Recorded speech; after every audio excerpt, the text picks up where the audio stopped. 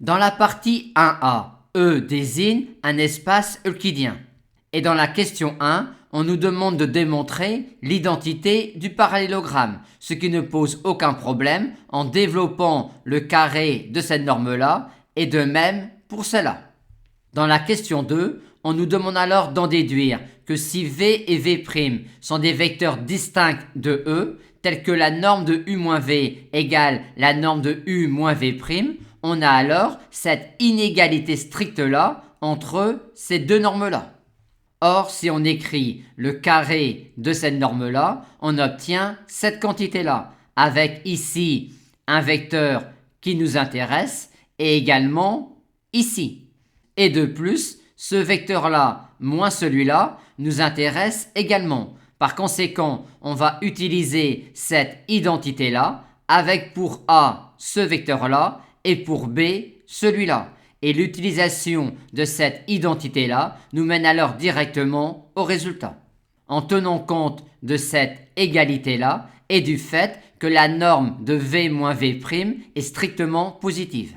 La question 3 revient à montrer le résultat classique suivant, à savoir que quand on considère un fermé non vide d'un espace vectoriel normé E de dimension finie et que l'on considère un vecteur U de cet espace vectoriel-là, alors la distance de U à F est atteinte.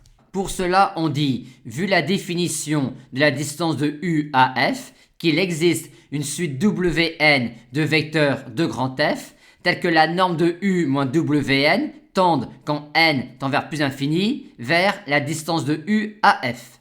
Et maintenant, si la suite Wn avait la bonne idée de converger vers un vecteur V, on pourrait alors dire que V appartient à F étant donné que Wn est une suite de F et que F est un fermé.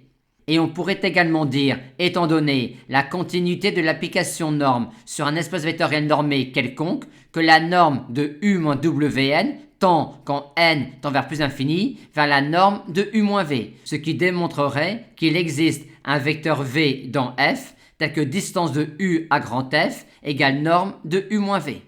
Malheureusement, rien ne nous assure que la suite Wn converge.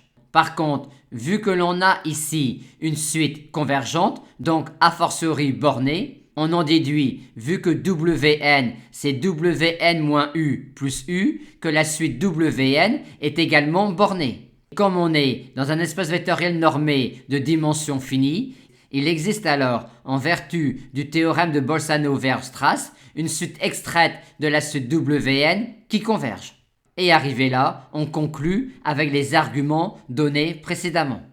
Maintenant, dans la question 4, on nous demande en fait de montrer que quand C est un convexe fermé non vide de E et U un vecteur de E, alors la distance de U à C est atteinte en un unique vecteur V de C. Le fait que la distance de U à C soit atteinte est une conséquence de la question 3.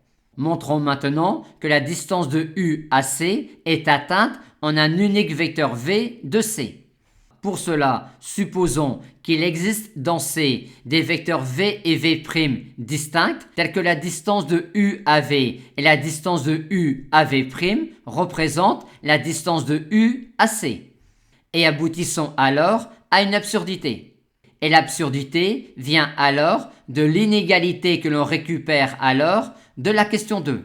En effet, V et V' étant des vecteurs de C et C étant convexe, on a ici un vecteur W de C.